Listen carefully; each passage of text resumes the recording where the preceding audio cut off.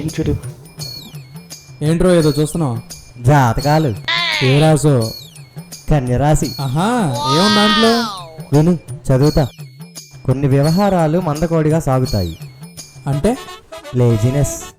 పొద్దున్న దొడ్డికెళ్ళలేదు అది కదా. ఇంటా బయట మీదే పై చేయిగా ఉంటుంది. పై చేయండి ఇదేనా? ఎస్. ఆర్థిక పరిస్థితి అంతగా అనుకూలించదు.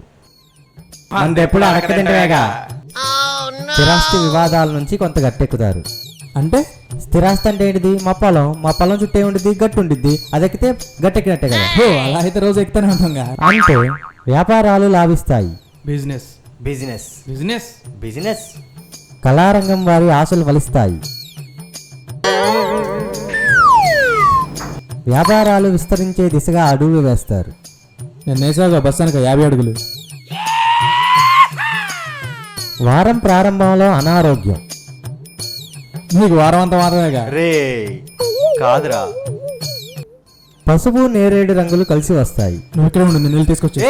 ఎక్కడికి? నేను వెళ్ళి పసుపు తీసుకుని వస్తాను, నువ్వు వెళ్ళి నేరేడు కలిసి. రే, పసుపు నేరేడు రంగులు బట్టలు వేసుకుంటే మంచి జరుగుతుందని. ఓ, మరి క్లారిటీ చెప్పాలి కదా.